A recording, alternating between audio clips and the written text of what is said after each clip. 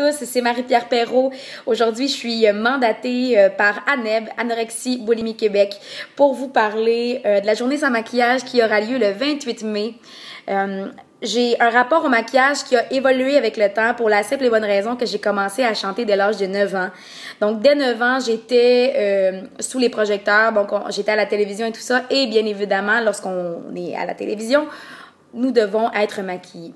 À cet âge-là, je me maquillais pas dans le quotidien, mais avec les années, surtout à l'adolescence, j'ai commencé à avoir envie de ressembler à la Marie-Pierre que je voyais à la télévision. Donc, j'ai commencé à me maquiller et il n'y avait pas de demi-mesure. Moi, il n'y avait pas de maquillage de jour ou de soir. C'était vraiment toujours très intense avec des couleurs très vives sur les paupières et tout ça. Donc, il n'y avait vraiment pas de différence pour moi. Et à ce moment-là, il n'était pas question que je sorte de la maison si j'étais pas maquillée. Ne serait-ce que même aller au dépanneur, là, c'était impossible pour moi d'y aller sans avoir mis du maquillage sur mon visage. À l'époque, le maquillage était, je dirais, beaucoup plus un allié, un ami qu'un masque. Parce que j'adorais me maquiller, j'adorais choisir les ombres à paupières, puis faire des mélanges et tout ça. Et c'est devenu aussi un plaisir pour moi, comme je vous disais, de m'appliquer du maquillage. C'est sûr que, pourquoi je dis que c'était pas un masque, parce que je le mettais pas parce que je voulais cacher quelque chose ou parce que je m'aimais pas. J'en mettais parce que j'aimais ça et parce que je trouvais que je ressemblais beaucoup plus à la Marie-Pierre, comme je vous disais, que je voyais à la télévision, que celle au quotidien qui ne portait que très peu souvent du maquillage. Lorsque j'ai rencontré mon amoureux, il y a bientôt 6 ans qu'on est en couple, donc Raymond, lorsque je l'ai rencontré, je portais encore beaucoup de maquillage. J'avais 19 ans, aujourd'hui j'ai 25 ans. Et donc je portais beaucoup de maquillage et encore là, pas de demi-mesure. Je pouvais aller écouter un film chez lui et j'avais quand même un maquillage de soirée pour sortir. Tranquillement, pas vite, je me suis rendu compte que il m'aimait de toutes les façons, au sens que je pouvais me lever le matin, pas maquillée, puis il me trouvait belle quand même. Donc là, j'ai compris que c'était peut-être moins nécessaire de me maquiller autant. J'ai donc délaissé les ombres à paupières, tranquillement, pas vite, parce que j'en sentais beaucoup moins la nécessité. Et pour moi, c'était rendu... En fait, j'avais beaucoup de plaisir auparavant à me maquiller et tranquillement, pas vite, avec les années, j'ai commencé à trouver ça un peu long. Et j'ai commencé à délaisser un peu tout ça. Mais il faut dire que l'amour donne des ailes et que c'est vraiment ma relation avec mon copain qui m'a amenée à me maquiller beaucoup moins.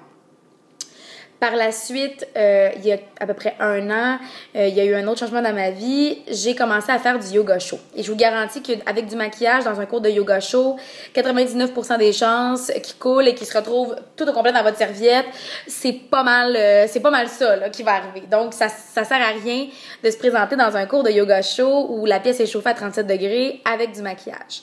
Donc, dès lors, je me suis en fait habituée à ne pas me maquiller pour aller à ce cours-là et à me rendre compte que je me sentais bien, que j'étais pas gênée du tout d'être sans maquillage, que j'avais pas peur de me promener sans maquillage et j'ai commencé à appliquer cette philosophie-là au quotidien dans ma vie.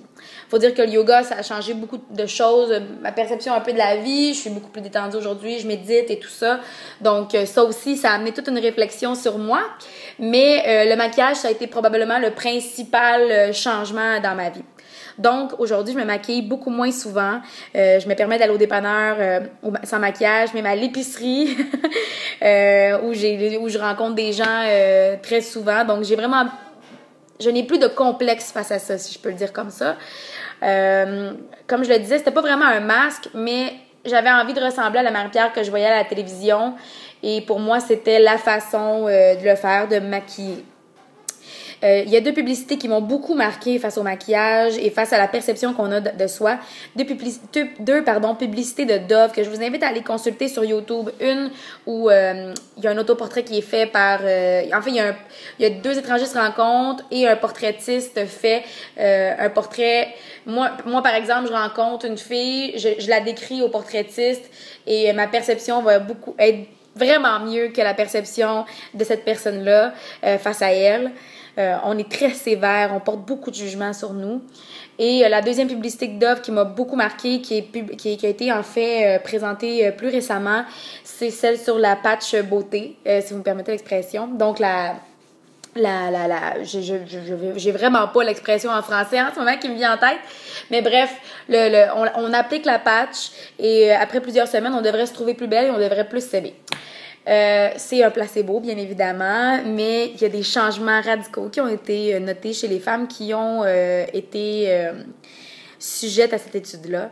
Et c'est vraiment fascinant, hyper touchant. Je vous invite donc à vous diriger vers la page YouTube de Dove pour aller voir les différentes publicités qui m'ont beaucoup marqué dans les dernières semaines face à la beauté intérieure, face à la perception qu'on a de soi, à la perception des autres et face à la beauté en général.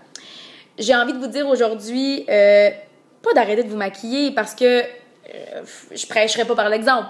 Je me maquille régulièrement, j'aime ça, mais aujourd'hui, je ne le fais pas par pression sociale ni par pression des médias. Je le fais parce que j'en ai envie, parce que je vais dans une soirée, j'ai envie d'être maquillée, j'ai envie d'être élégante ce soir-là. Et pas que je le suis pas quand je suis pas maquillée, mais j'ai envie d'ajouter un petit pop à mon visage. Et je le fais parce que je le décide. J'espère que dans les années à venir, les mentalités vont changer parce que en ce moment, la majorité, en fait peut-être pas la majorité, mais plusieurs personnes se maquillent par pression sociale parce que ce qu'elles voient dans les magazines, ce sont des filles hyper maquillées, hyper photoshopées aussi, et qu'on a envie de ressembler à ces filles-là.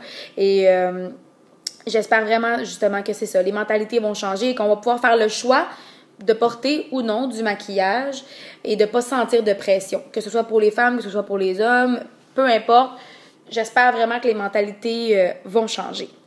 J'ai envie de vous dire qu'en ce 28 mai, qui arrive très bientôt, je ne serai pas maquillée et j'espère que vous ne le serez pas aussi, mais j'espère que vous ne le serez pas par choix et parce que vous endossez la cause, comme moi. Un grand merci à Aneb qui fait une belle différence auprès des jeunes, et des adultes.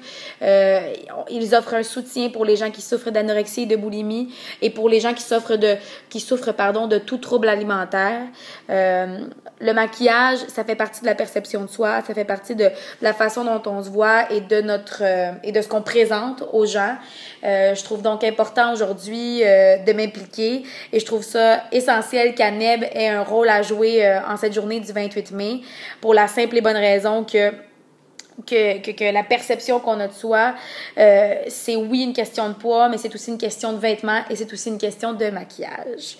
28 mai, je ne me maquille pas et j'espère que vous ne le ferez pas aussi. Bref, c'était Marie-Pierre Perrault. Je suis très contente de vous avoir partagé un petit peu mon histoire face au maquillage et je vous souhaite une belle journée.